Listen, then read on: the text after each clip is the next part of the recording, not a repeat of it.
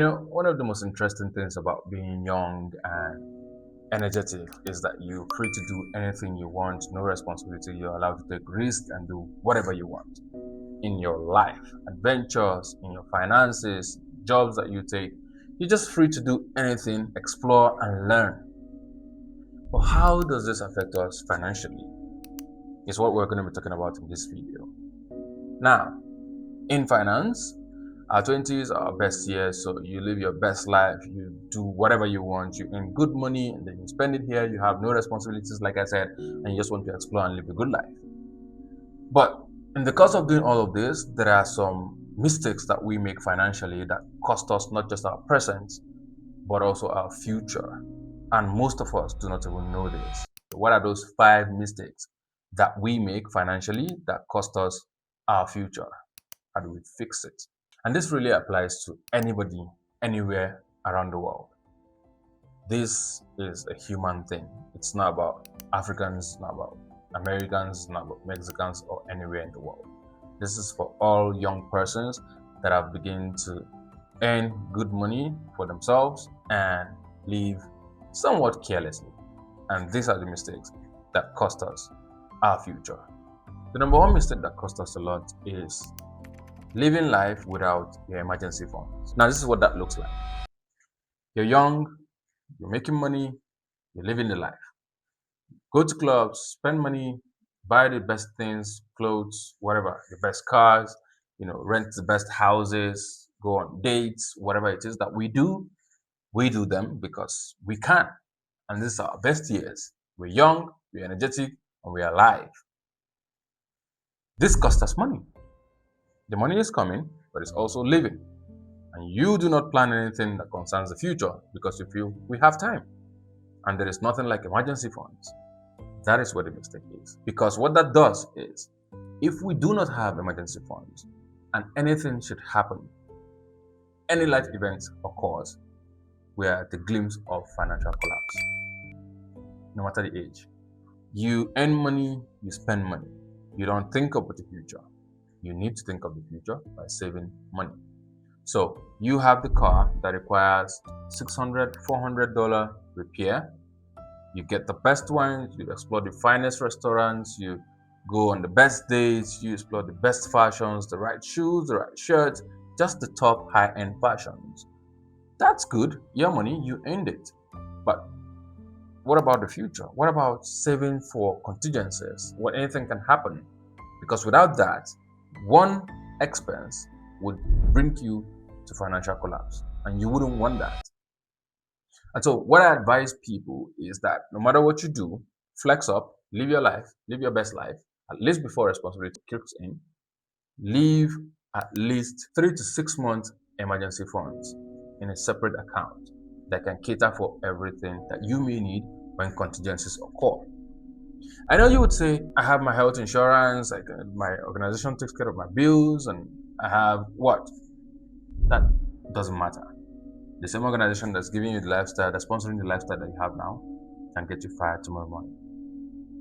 And so you need to step up. You need to plan for yourself. Nobody's coming to save you. Have 3 to 6 months or 2 to 3 months expenses set aside, or emergency funds set aside for any contingencies. That is the fix.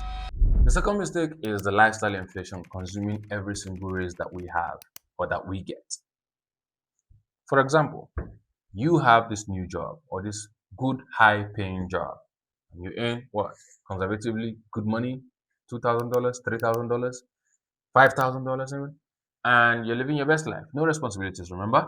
And everything works well for you. And then, of course, yeah, within a couple of years, maybe months, you got a raise, and now you're earning good money, 5, 10%, 20% increase in your salary. You increase your expenses to match the increase in your salary. Lifestyle inflation. What that does is, as your income increases, your expenses also increases. Now you need to check out the best hotels. You need to check out the best restaurants. You need to upgrade your car even when you don't need to. You need to change your apartment from a 1 bedroom to a 2 bedroom. You need to fix your car. You need to do whatever you want. You need to get that shoe. Yeah, you never thought about that when you were in that $3,000. But now that you're earning $4,000 or $5,000, you're now thinking about all of these things instead of saving and investing in your future. Financial literacy is as easy as it can be right now. What is the fix? Try the 90-day rule. Psychologically, as human beings, we feel like because we have this, we should be able to do this. As our income increases, we should be able to spend more. But you don't actually need to spend more. And so try this. But anytime you get a raise, anytime you get an increase in your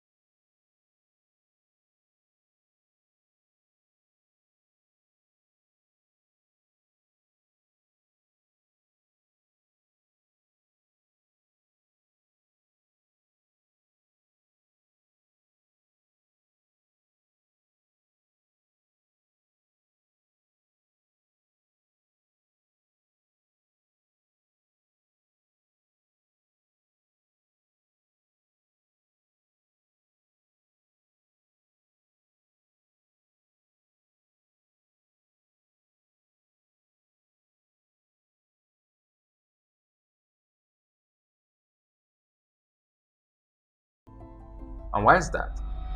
That concept of compounding interest, time is a factor of it. The difference is very clear for somebody that starts investing in their early 20s as against somebody that starts investing in their late 20s to early 30s. There is a huge gap in the cost in the long run. The best time to start investment was 20 years ago. The second best time to start investing is now. I'm sure we've always heard that quote, but not applied to finance, but just did. So, what we need to do is ensure that you have the habit of investing. Any little amount of money that you can set aside, automate it, keep it somewhere, just transfer it into your investment account, do it. It's a very, very good opportunity that you're going to find very rewarding in the future, 30 years from now. Yeah, I'm sure for us Gen Zs, we do not think about 20 years, 30 years from now. We want to live the best of now. But it doesn't work that way. The world doesn't revolve around us. We revolve with the world. And so you need to plan for your future that doesn't have certainty. So setting aside money at your earliest time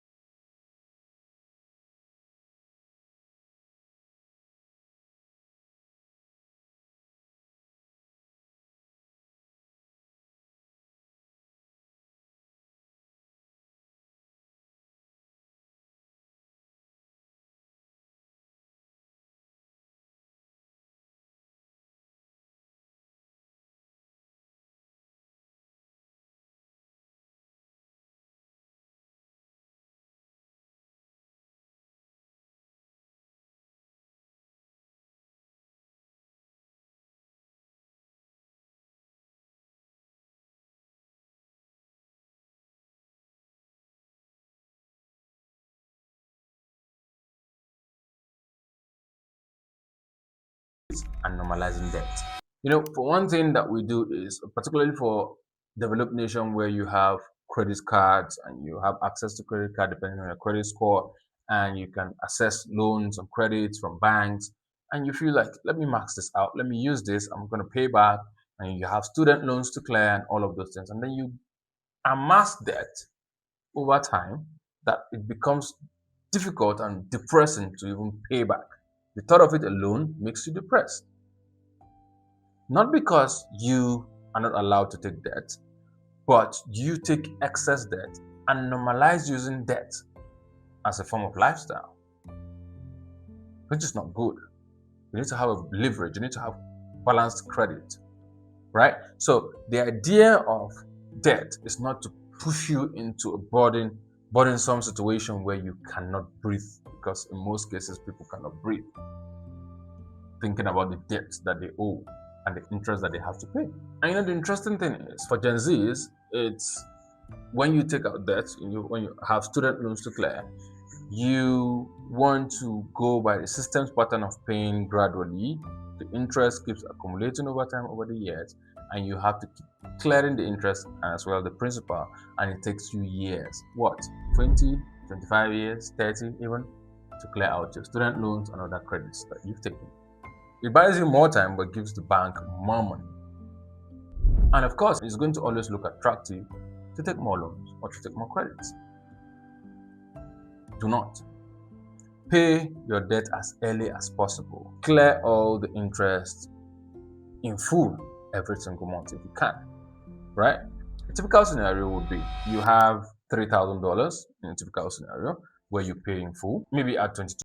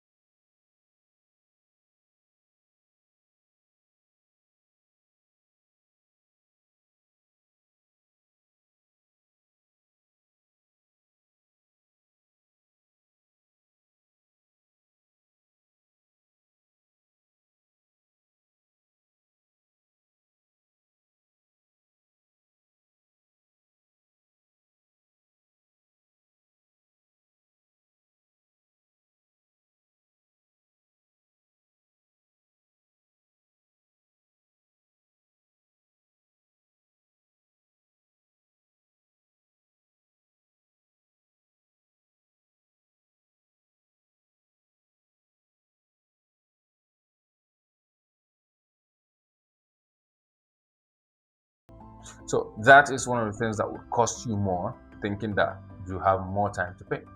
So the fifth and final mistake is having just one stream of income. This costs us a lot. Most people explain this by saying that, having multiple streams of income gives you more financial freedom, more financial flexibility to do whatever you want. Yes, that is true. But I think they are underselling what multiple streams of income can do for you. In your 20s, you have the best time of your life to learn a skill, to use your energy, your vibrancy, and everything to build a second stream of income. A second stream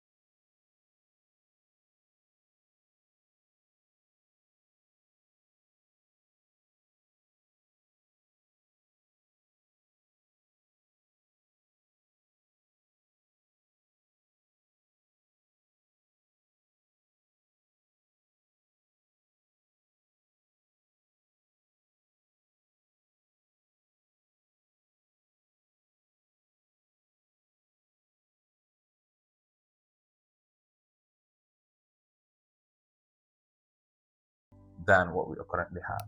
That is my two piece for this video. Bye for now. I'll see you in the next one.